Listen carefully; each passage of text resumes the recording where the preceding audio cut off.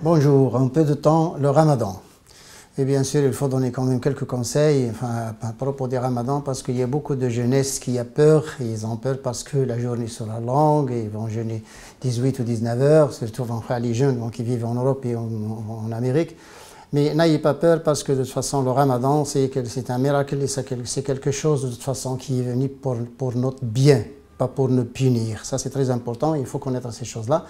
Et le ramadan, ce n'est pas la faim ou la soif, mais c'est plutôt psychique, parce que plus on mange la nuit, et vous voyez, moins on se porte bien donc, pendant la journée. Donc moins vous mangez la nuit, enfin, le peu de choses que vous pouvez, donc il faut que ce soit quand même quelque chose de propre et de fort.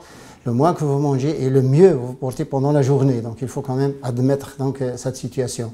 Et il ne faut pas quand même avoir des choses qui ne vous servent à rien, surtout trop de sucreries ou trop de grillades, et puis vos grignotis toute la nuit, tout ça. Donc ça va vous gêner un peu. Pourquoi? Parce que ça va vous saturer, ça va vous saturer, et puis vous ne mangez pas les choses fortes, qui sont les aliments donc, qui sont riches en fibres, qui sont riches en sucres composés, comme l'amidon, comme l'inuline, comme les pictates, et puis les antioxydants, les enzymes et tout ça, qui se trouvent dans la végétation, dans tout ce qui est légumes et fruits, et puis donc les céréales et les légumineuses. Donc ça, c'est les choses qui sont très fortes donc, en nutrition.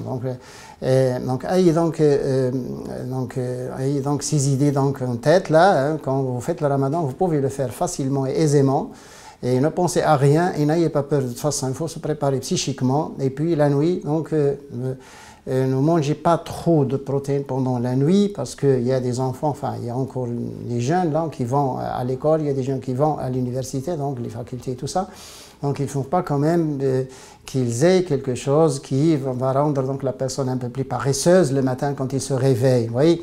Donc mangez les choses propres, très peu de choses et ne mangez pas la nuit. Donc c'est surtout l'iftar, c'est-à-dire lorsque vous coupez et puis lorsque vous rompez donc votre jeûne et puis c'est-à-dire le dernier repas. Donc ayez quelque chose quand même parce que c'est tout pour les jeunes.